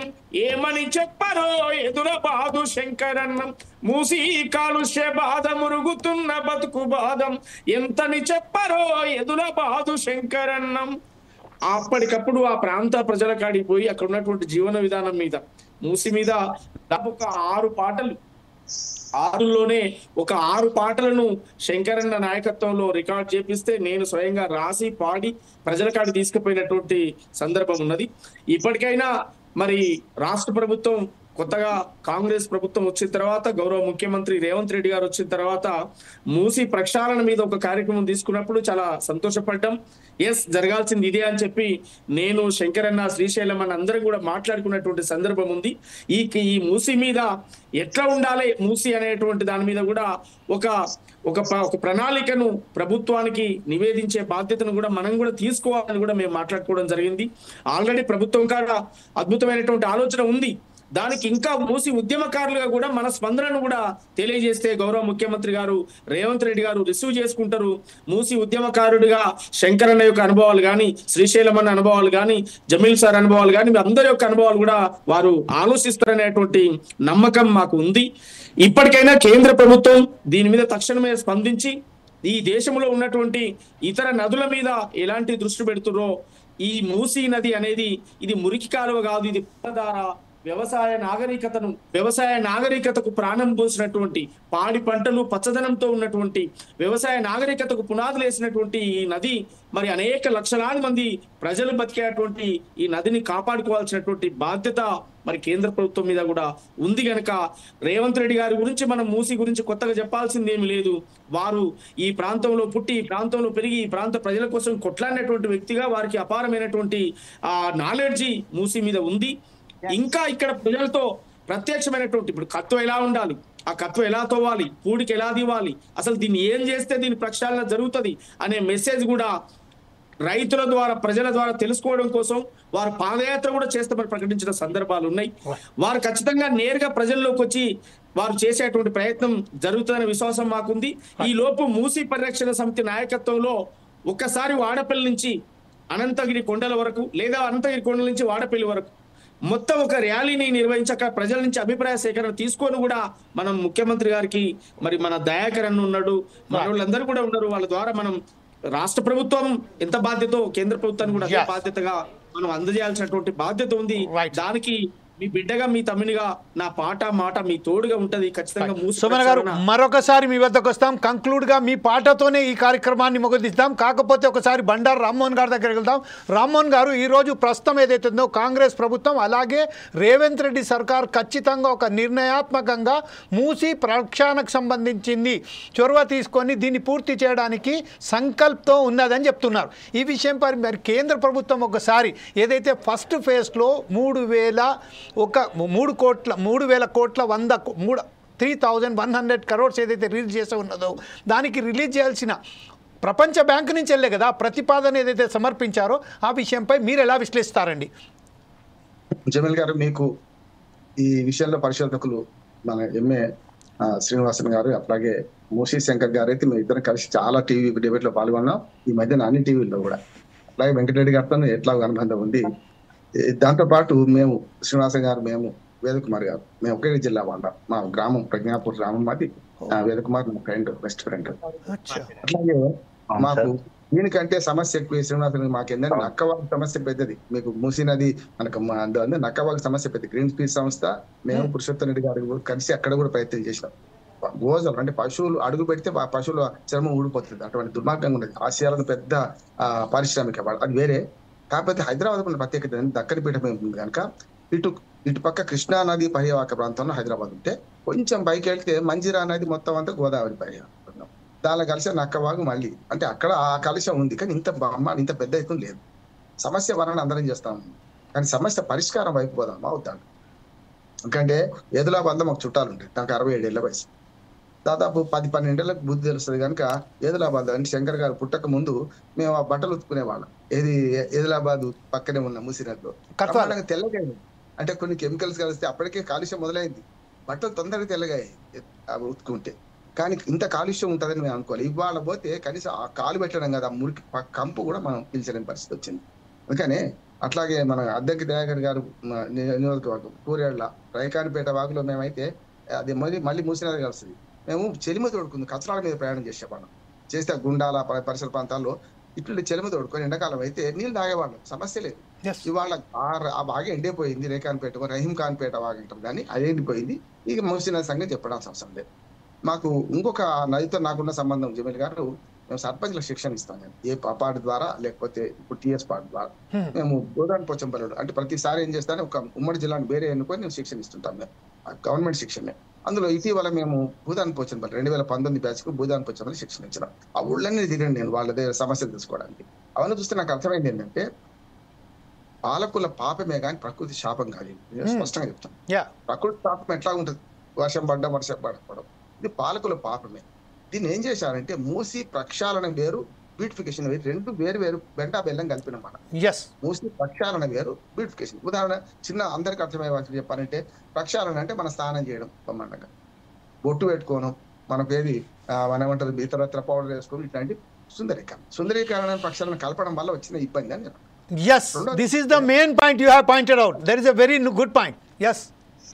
సార్, ఇప్పుడు మూసి ఈసారి గురించి చాలా పరిశోధకులు శ్రీనివాసంతో ఒక్కొక్క ఎపిసోడ్ పెట్టుకోవాలి. మనం వేరుగా పెట్టుకుంటే దాన్ని మొత్తం అంటే మూలాలు తెలుసుకోకుండా పరిష్కారం అయిపోతే లాభం లేదు. ఇది కోటిని చేయబట్టి కొండంగాయి. ఎట్లా అంటే మొదటిని చూసుకోండి, అన్ని ప్రభుత్వాలు ఇప్పుడు గతంలో కాంగ్రెస్ ప్రభుత్వంలో కూడా ఈ ప్రక్షాళన ఉన్నది. ఇప్పుడు 36 ఎస్టీపీలు వాళ్ళు మొదలు కట్టారు. తర్వాత బీఆర్ఎస్ ప్రభుత్వం వచ్చినా కొన్ని కట్టారు. ప్రభుత్వాలు శాశ్వతం, పార్టీలు శాశ్వతం కాదు కదా. ఇవాళ కాంగ్రెస్ పార్టీ మళ్ళీ వచ్చింది. అద్భుతమైన ఆలోచన. అందరూ శాఖాహారుడే రోజులుగా మాయమవుతుంది. అందరూ దీన్ని ఎవరైనా ఒక్క పార్టీ అయినా మూసిన ప్రక్షాళన వద్దంటారా? ప్రక్షాళన జరుగుతున్న పొరపాట్లు వద్దంటున్నారు ఎవరైనా సరే.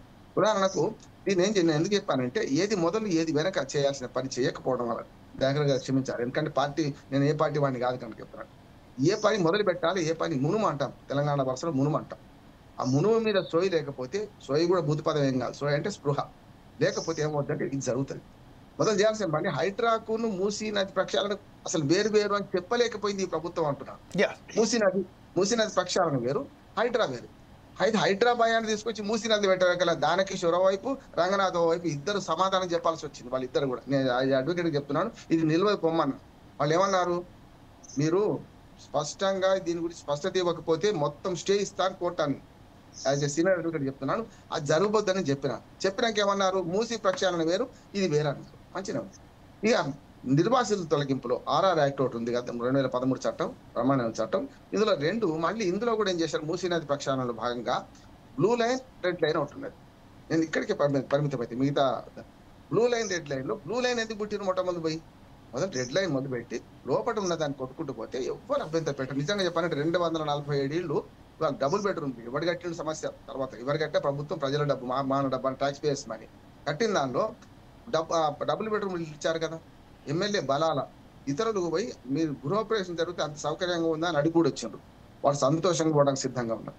లోపల రెడ్ లైన్ లోపల ఉన్న ఎవరైతే బాధితులు ఉన్నారో, ఎవరైతే పునరావాసం కోసం ఏడుస్తున్నారో వాళ్ళందరికీ నిజంగా పునరావాసం కల్పిస్తే 11,000 ఉంటాయి. అప్పుడు కేవలం 4-5 ఇళ్ళ కన్నా ఎక్కువ ఉండేది. దీన్ని పునరావాసం కల్పిస్తే అయిపోద్ది కదా. ఇది ముట్టకుండా రెడ్ లైన్కి ఏమైంది, అపార్ట్మెంట్లు కట్టుకున్న వాళ్ళు ఉన్నారు, లోన్లు తీసుకున్న వాళ్ళు ఉన్నారు. నేను బ్యాంకర్ అడ్వకేట్ ఏం చేశానంటే, మీరు లోన్ తీసుకున్నారు, మీరు కట్టాల్సింది పొమ్మన్నారు ఇన్స్టాల్మెంట్స్. అరే బిల్డింగ్ గా కూలిపోతే ఎట్లా కట్టాలని వాళ్ళు మధ్య తరగతి వాళ్ళు పైసా కూడా పెట్టుకుని చేసింది కదా. అందుకనే ఈ అద్భుతంగా ఏదైతే చేయాల్సిన పనిని వచ్చి రాజకీయం చేయడం వల్ల వచ్చిన సమస్య అంటున్నారు. ఇప్పటికే ఒక్క ఇంటర్వ్యూ నేను ప్రెస్ మీట్ ఉంది జమీల్ భాయ్, 1 minute. ఇప్పుడు వారు రావు గారు చెప్పినట్టు, రామ్మోహన్ రావు గారు చెప్పినట్టు పునరుజ్జీవంలో 2 కలిసి ఉన్నాయి. ఒకటేమో ప్రక్షాళన, రెండవదేమో బ్యూటిఫికేషన్. 2 కూడా. బ్యూటిఫికేషన్ అనేది మైనర్ పార్ట్ అంటే వెరీ మైనర్ పార్ట్.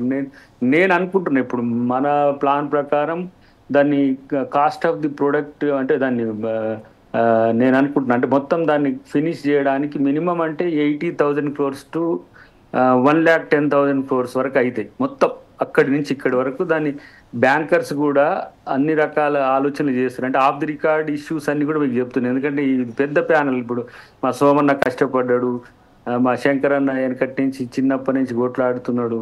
చాలా మంది ఇప్పుడు మీలాంటి వాళ్ళంతా కొట్లాడి మేము కొన్ని మీటింగ్స్ కు నేను పోయినా, ఇందిరా పార్క్ ధర్నాలకు పోయినా, బెటర్ హైదరాబాద్ మా వేద్ కుమార్ కానీ సజయ కానీ వీళ్ళు శంకర్ గారు పెట్టే మీటింగ్లకు నేను అప్పుడప్పుడు పార్టిసిపేట్ చేసిన. కాబట్టి ఇది ఏంటంటే కన్సాలిడేటెడ్ మూసీ రిజర్వేషన్ అనేది మనం దీన్ని ఒక ఇష్యూగా ఎందుకు పెట్టుకున్నామంటే అన్ని రకాల ప్రయోజనాలు దీంట్లో ఉన్నాయి.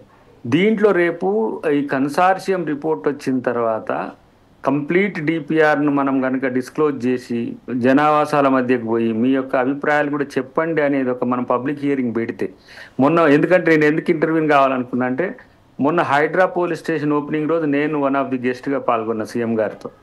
ఆ రోజున మూసీకి సంబంధించి ఇక్కడ ఉన్న ప్రజాప్రతినిధులు, మిగతా ఎంపీలు ఎవరైతే ఉంటారో, నేను ఇక్కడ లోకల్ ఇప్పుడు జిహెచ్ఎంసీ ఎమ్మెల్సీని కాబట్టి మీరు కూడా ఈ ప్రజా సంఘాలతో, పౌర సంఘాలతో, ఉద్యమ సంఘాలతో కలిసి ప్రజా చైతన్యం తీసుకురావడం, దాన్ని ఏ విధంగా చేసుకోవాలనే దాని మీద ఒక పాజిటివ్ మేనర్లో పోవాలని ముఖ్యమంత్రి గారు ఒక సూచన చేసింది మేము ఆ నుంచి సెక్రటరియట్ పోయే దారిలో. కాబట్టి ఈ చర్చ ద్వారా మీరు లేదంటే మన 4 Sides టీవీతో పాటు మన పెద్దలందరూ ఇచ్చే సూచనలు కూడా రికార్డ్ చేయండి. మీరు ఒక రిపోర్ట్ మీరు ఇవ్వండి. నేనే ప్రిన్సిపల్ సెక్రటరీ గారికి మీకు టైం తీసుకొని వీలైనప్పుడు ముఖ్యమంత్రి గారికి కూడా ఈ సంఘాలను అన్నిటి కూడా సమీకృతం చేసే ప్రయత్నం మీరు జమీల్ భాయ్ మీరు తీసుకోండి. ఎట్లా చేసి ఉన్నారు కాబట్టి శంకర్ గారితో పాటు మీరందరూ, మా సోమన్న కూడా గతంలో చాలా రోజులు దీని మీద చేసిండ్రు కాబట్టి అదొక మంచి అవుట్పుట్ ను తీసుకురావండి. దీంట్లో పాలిటిక్స్ డిఫరెంట్ ఉంటాయి, ఏదో చేస్తారు. పొలిటికల్ ఇష్యూ కంటే మనం పీపుల్స్ ప్రో సొసైటీగా మనం ఒక బెటర్ ఒక రిజర్వేషన్ ప్రోగ్రామ్ కొరకు ప్రభుత్వానికి సహకరించినట్టుగా ఉంటుంది. కాబట్టి నాకైతే నేను 2000లో నేను కాచిగూడ హాస్టల్ అంటే నింబోలెడ్డ హాస్టల్లో నేను స్టూడెంట్ని ఒక 1 year. నేను అటు అంబర్పేట సైడ్ ఇటు చాదర్గఢ్ సైడ్ నేను చూసేది కదా, అప్పుడే అట్లా ఉంది. ఇప్పుడు ఎట్లా ఉందో ఇంకా అది ఊహించజాలం. కాబట్టి ఫస్ట్ ఆఫ్ ఆల్ అది ఒక సమస్య కాకుండా చేయడానికి మనం అందరం కూడా కృషి చేద్దాం. దానికి మీ వంతు సహకారాన్ని కూడా ప్రభుత్వం తరపున నేను అంటే ఒక అర్జీ మోడల్ అనుకోరాదు, ఒక రిక్వెస్ట్ మోడల్గా మీరంతా కూడా దాన్ని పాజిటివ్ యాటిట్యూడ్. ఇప్పుడు భాజపా కూడా రాజకీయం కొరకు చేసింది అనను. అఫ్ కోర్స్ దాంట్లో ఉండే ప్రజల కష్టాలు కూడా చూడాలనే కోణమే అనుకుంటాను నేను కూడా. Yes. ఎందుకంటే ప్రతి ఒక్కరిని కూడా ఇప్పుడు టీఆర్ఎస్ మేము దాంట్లో బుల్డోజర్లకు అడ్డం పండుకుంటాము, వాళ్ళని కూలగొట్టదు. ఎస్, డెఫినెట్ గా పేద ప్రజలకు నష్టం జరిగే దగ్గర ప్రతిపక్షాల పాత్ర, పౌర సమాజం పాత్ర చాలా గణనీయమైనది. అలాంటప్పుడు ప్రభుత్వాలు కానీ ప్రభుత్వ అధికారులు కానీ దురుసుగా వ్యవహరిస్తే వాళ్ళని కట్టడి చేసుకోవాల్సిన బాధ్యత కూడా మనదే. కాబట్టి ఆ కోణం నుంచి, ఒక మానవీయ కోణం నుంచి మూసి ఒక పునరుజ్జీవ కార్యక్రమానికి అందరం కూడా సహకరించుకుందాం అని చెప్పి తెలియజేస్తూ, నేను మళ్ళీ ఇంకొకసారి ఎప్పుడైనా ఫుల్ చెప్పండి బ్రదర్. దయాకర్ గారు, మీరు ముందు కొన్ని విషయాలు, ఎందుకంటే మీరు పార్టీని రిప్రజెంట్ చేస్తున్నారు, ప్రభుత్వంలో ఉన్నారు, ప్రభుత్వానికి సంబంధించి, కాబట్టి ఈ విషయాలు చాలా విషయాలు ఏం జరిగినాయంటే, మూసీ మీద ప్రేమ ఉన్న వాళ్ళకు కూడా ఈ గవర్నమెంట్ చేస్తున్నది తప్పనే పరిస్థితి తీసుకొని వచ్చారు. ఏమిటి తెలుసా, మీరు ఇందాక అన్నారు దురుసుగా ప్రవర్తించే అధికారులను కట్టడి చేయడం అని. నా అభిప్రాయం ప్రకారం అధికారుల్ని దురుసుగా ప్రవర్తించేందుకు అలో చేస్తున్నదే ప్రభుత్వాలు. ఇది నేను నిష్పక్షంగా చెప్తున్నాను. ఇప్పుడు కాదు, మీరు స్టూడెంట్ లైఫ్ లో ఉన్నప్పుడు, దశాదిశ ప్రోగ్రాంలప్పుడు నేను హెచ్ఎంటీవీ నుంచి నడుపుతున్నాను. కాబట్టి ఎప్పుడైనా కానీ ప్రభుత్వాలు అవసరమైనప్పుడు, ఇప్పుడు ప్రభుత్వం బాధ్యత తీసుకోకుండా ఇప్పటివరకు మూసీలో జరిగిన, నిజానికి మూసీ ప్రక్షాళన, మూసీ సుందరీకరణ రెండు కన్ఫ్యూజ్ చేసి విడిచిపెట్టారు గవర్నమెంటే. స్పష్టంగా చెప్పలేదు. ప్రక్షాళన అన్నారు, సుందరీకరణ అన్నారు. దాంతో ఏమైపోయింది, ప్రజల్లో కన్ఫ్యూజన్. రెండవ విషయం, ఎప్పుడైనా స్టేక్ హోల్డర్స్ అనేవాళ్ళు చాలా ఇంపార్టెంట్. ఒక పెద్ద ప్రాజెక్ట్ తీసుకున్నప్పుడు స్టేక్ హోల్డర్స్ను కాన్ఫిడెన్స్లో తీసుకోకుండా చేస్తే ప్రభుత్వాలు ఎప్పుడైనా కానీ ఇరుకాటంలో పడతాయి. ఇరుకాటంలో పడినప్పుడు ప్రభుత్వాలు చేసే చాలా సులభమైన పని ఏంటంటే అధికారుల మీద నెట్టేయడం. మీరు ఇప్పుడు అన్నందుకు నేను చెప్పట్లేదు. ఎందుకు అంటే ప్రభుత్వాలు చేసినప్పుడు ఆ నిర్ణయాన్ని నేను సింపుల్ చెప్తున్నా. అక్కడ ఎవరు, మన శంకర్ అన్న ఉన్నాడు. శంకర్ అన్న సర్పంచ్గా ఉన్నప్పుడు ఏద్లాబాద్ చెరువు ఎంత బాగైందో ఆయన చెప్పాలి. ఒక సర్పంచ్ ఒక చెరువును బతికించుకోగలిగిండు. ప్రభుత్వాలు, బీఆర్ఎస్ మధ్యలో 10 ఏళ్ళు ఉంది, అంతకుముందు కాంగ్రెసే ఉంది, తర్వాత బీఆర్ఎస్ వచ్చింది, ఇప్పుడు కాంగ్రెస్ వచ్చింది. ఇప్పుడు మూసీ అనేది మన ప్రజలు. ఇప్పుడు గవర్నమెంట్స్కి అతీతంగా మాట్లాడమని చెప్పడం అనేది చాలా కరెక్ట్ పాయింట్. దాంతోపాటు స్టేక్ హోల్డర్స్ను గనక దీంట్లో తీసుకోకుండా, ఒక కాన్ఫిడెన్స్లో తీసుకోకుండా, వాళ్ళ ఒపీనియన్స్ తీసుకోకుండా ప్రాబ్లం అవుతుంది. నంబర్ 1, నాకు ప్రభుత్వం మీద ఫస్ట్ టైం నేను మూసీ మీద నేను చర్చలో పాల్గొంటున్నందుకు కొంచెం విషయాలని 2-3 చెప్పాలి గవర్నమెంట్కి. ఒకటి, 2024 ఒలింపిక్స్ జరిగినప్పుడు జైనే రివర్ని ఫ్రాన్స్లో, ప్యారిస్లో ఎట్లా క్లీన్ చేశారో స్టడీ చేశారా? లేదు. కొరియాకు పోయారు, సాబర్మతి పోయారు. Sabarmati model is a fake model for me. దయచేసి ఎవరైనా నిజంగా సాబర్మతి అద్భుతంగా జరిగిందంటే నేను నమ్మను. ఎందుకంటే నేను చూసాను సాబర్మతిలో ఏం నీళ్లు తీసుకొచ్చి పెట్టారు తెలుసా? సాబర్మతిలో మన నర్మదా, ఇది మన సర్దార్ సరోవర్ డ్యామ్ నీళ్లు తీసుకొచ్చి సాబర్మతి నింపిండ్రు. అది రీజువినేషన్ కాదు. రీజువినేషన్ అంటే ఏం చేయాలంటే మూసీ నది క్యాచ్మెంట్ను మొదలు క్లియర్ చేయాలి. ఏరియా క్లియర్ కాకుండా మూసీ బతకదు. మూసీని బతికించకుండా మూసీని నింపుతున్నామంటే నీళ్లు నింపుతాం, ప్రతి వానాకాలం నీళ్లు నింపుతాం. అది కాదు చేయాల్సింది. సాబర్మతి నేను ఎందుకు ఒప్పుకోనంటే ఇది బీజేపీ రూల్ స్టేట్ కాబట్టి నేను కాదు. నాకు నది పట్ల ప్రేమ ఉంది. ఆలుకులు ప్రభుత్వాలు వస్తాయి పోతాయి. నిజానికి క్యాచ్మెంట్ ఏరియా మీద ఏమిటి ప్రోగ్రామ్ గవర్నమెంట్ ఇది? క్యాచ్మెంట్ ఏరియా డెవలప్ చేయకుండా మూసీ నిలబడదు. నంబర్ 1. నంబర్ 2, ఈ మొత్తం పీరియడ్లో ఇప్పుడు మీరు ఒక అద్భుతమైన ఒక పెద్ద ఏరియా, శంకర్ అని చెప్తాడు, చాలా మంచి పాయింట్ రేజ్ చేశాడు. ఏం చేశాడు తెలుసా? లోవర్ సైడ్లో ఉన్న గ్రామీణ ప్రజల గురించి మాట్లాడాలి అన్నాడు. చౌటుప్పల్ ఏరియాలో ఉన్న పొల్యూషన్ గురించి ఎవరు మాట్లాడతారు? అతి పెద్ద దివీస్ కంపెనీని ఎట్లా కట్టడి చేస్తామనే ప్రభుత్వానికి ఏం ప్లాన్ ఉంది? ఇది చేస్తేనే రేపు పొద్దున మీకు మూసీ ప్రక్షాళన జరుగుతుంది. గవర్నమెంట్ ఇవి కన్సిడర్ చేయాలి. ఎనీవే, ఇప్పుడు ప్రస్తుతం ఏదైతే ఉన్నదో మనకు సమపాలన చాలా తక్కువ కాబట్టి నేను ఏమంటున్నాను, మన దయాకర్ గారు ఉన్నప్పుడు ఒక 2 సూచనలు చేద్దాం అనుకుని 3-4 సూచనలు వారు చేశారు శ్రీనివాసం గారు. స్పష్టంగా చెప్తున్నాను, ఇప్పుడు ఏం జరగాలి, వాట్ నెక్స్ట్ అని అంటున్నాను. ఒకటి, ప్లాన్ బాగుంది, డిపిఆర్ లో కొన్ని లోపాలు ఉన్నాయి, డిపిఆర్ లో సమగ్రంగా లేదు అని వెనక్కి పంపింది కదా, మళ్ళీ పంపుదాం. 3,100 కోట్లు 3,400 కోట్లు అంటే ఈ ప్రభుత్వం అమలు చేస్తున్న పథకాలలో ఒక చిన్న పథకానికి ఖర్చు అయ్యే కన్నా తక్కువ ఖర్చు అంటున్నాను నేను. ఖర్చు కూడా కాదంటున్నాను. కొన్ని పేరు చెప్తే నేను రైతు బంధుకు వ్యతిరేకమా, రుణమాఫీ వ్యతిరేకమా, మళ్ళీ ఇంకో రాజకీయం వస్తుంది.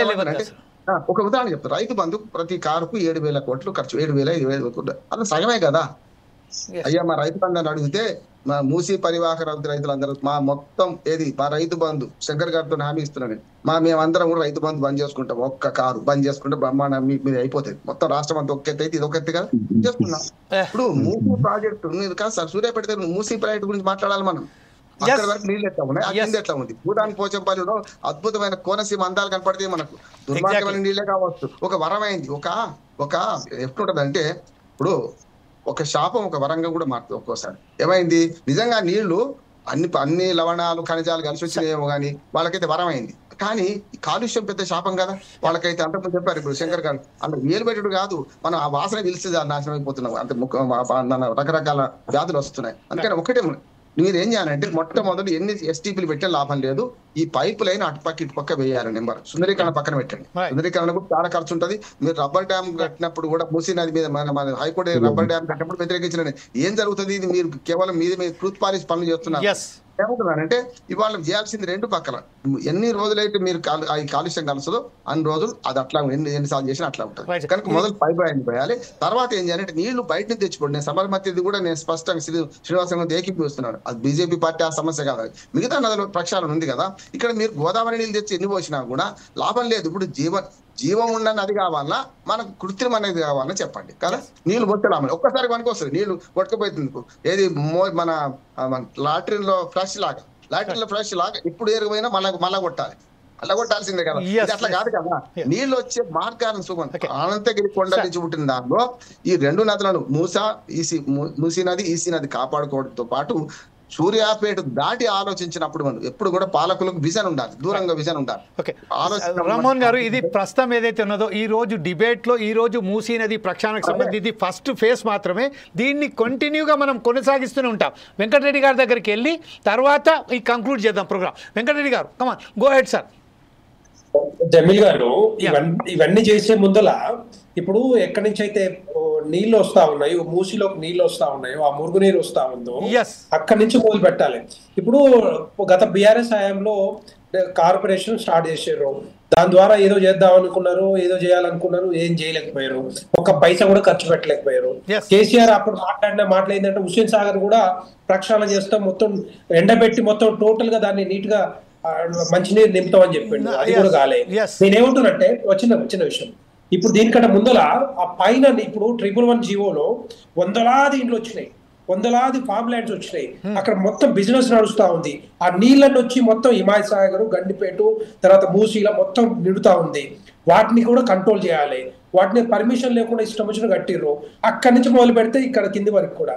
రెండో పాయింట్ ఏంటంటే, అయితే మియాపూర్ నుంచి కానీ మిగతా ఏరియాస్ నుంచి ఈ బల్క్ డ్రగ్ ఫ్యాక్టరీస్ ఏవైతే ఉన్నాయో అక్కడి నుంచి వచ్చే మొత్తం కాలుష్యం ఏదైతుందో అదంతా కూడా మరి ఆ టోటల్ గా దాన్ని కంట్రోల్ చేస్తే కొంతవరకు అక్కడి నుంచి కంట్రోల్ అయ్యే అవకాశం ఉంటాయి. దీంతో ఎస్టీపీస్ తో పాటుగా ఇవి చేయకుండానే ఇప్పుడే ఇమ్మీడియట్ గా, అందుకే నేను ఏమంటున్నానంటే డిపిఆర్ఏ సమగ్రంగా తయారు చేయనప్పుడు దాంట్లో ఏమేమి పెడుతున్నారు, తర్వాత క్లియరెన్స్ ఎలా ఉంది, ఎన్విరాన్మెంటల్ క్లియరెన్స్ ఎలా ఉంది, ఏం చేయాలనుకుంటున్నారు చెప్పకముందే ఇది మరి ఎవరైనా కూడా ఏ ప్రాజెక్టుకైనా కూడా మరి వరల్డ్ బ్యాంక్ కానీ మిగతా బ్యాంక్స్ కానీ సపోర్ట్ చేసే అవకాశాలు లేవు, వాళ్ళు ఇచ్చే అవకాశాలు లేవు. ఈ 3000 అనేది పెద్ద కష్టం కాదు యాక్చువల్ గవర్నమెంట్ కి. కానీ ఇప్పుడున్న పరిస్థితి అనుకుంటా అది కూడా కష్టమైపోయింది ఇప్పుడు, ఎందుకంటే రేవంత్ రెడ్డి గారి ప్రభుత్వానికి. ఈ రోజు మనం తీసుకున్న కార్యక్రమం మాత్రం కేవలం ఇది ఒక ఫస్ట్ ఆఫ్ ఆల్ మనం తీసుకున్న ఫస్ట్ స్టెప్ మాత్రమే. అంటే ఇతరులకు మనం అందరు చెప్పుకున్నట్టుగా దీన్ని ఒక బ్రహ్మాండమైన ఒక స్టేజ్గా తయారు చేసి, ఇంతకుముందు గతంలో ఏదైతే టీవీ ఛానల్ ద్వారా మనం అక్కడ అనంతగిరి నుంచి వెళ్ళి మిర్యాలగూడ మూసా ప్రాజెక్టు వరకు అయితే మనం కొనసాగించామో, యాత్ర కొనసాగించి అక్కడ ఈ సంబంధించిన ఫ్లోరైడ్కు సంబంధించిన బాధితులను కూడా దాంట్లో ఇన్వాల్వ్ చేసి ఒకసారి శంకర్ అన్నను గుర్తు చేయదలుచుకున్నాను. దేవేందర్ గౌడ్ గారు అప్పుడెప్పుడైతే ఉన్నారో అప్పుడు ఒక నీటి బుడుగా వచ్చేసి 7 మంది ఆటోలో ప్రయాణిస్తున్న 7 మందిని రక్షించిన ఘనత కూడా శంకరన్న, మూసీ శంకర్ మీదనే ఉన్నది. మూసీ శంకర్ ఆనాడు ఏదైతే ఉద్యమం మొదలు పెట్టారో అది కూడా మూసీ శంకర్ చేశారు. కాబట్టి మరొకసారి ఈ ఉద్యమాన్ని మనం రేవంత్ రెడ్డి ప్రభుత్వంలో కూడా తీసుకొచ్చి ఆల్ పార్టీస్తోని ఫోర్స్ ఐస్ టీవీ ద్వారానే వెళ్దామని ఒక కోరికతోని ఈరోజు ఈ కార్యక్రమంలో ఇంతటితోని ముగించి, ఈరోజు పాలు పంచుకున్నందుకు దయాకర్ గారికి, అద్దంకి దయాకర్ గారికి, అలాగే వెంకటరెడ్డి గారికి, రామ్మోహన్ గారికి, MA Vasan, professor MA Vasan గారికి, అలాగే శంకరన్న గారికి, ఏపూరి సోమన్న గారికి ప్రత్యేక ధన్యవాదాలు చెప్తూ రేపు మరొక కార్యక్రమంతో మీ ముందుకు ఇదే విషయంపై మనం మాట్లాడడానికి ప్రయత్నం చేద్దాం. అప్పటిదాకా చూస్తూనే ఉండండి ఫోర్సైట్స్ టీవీ.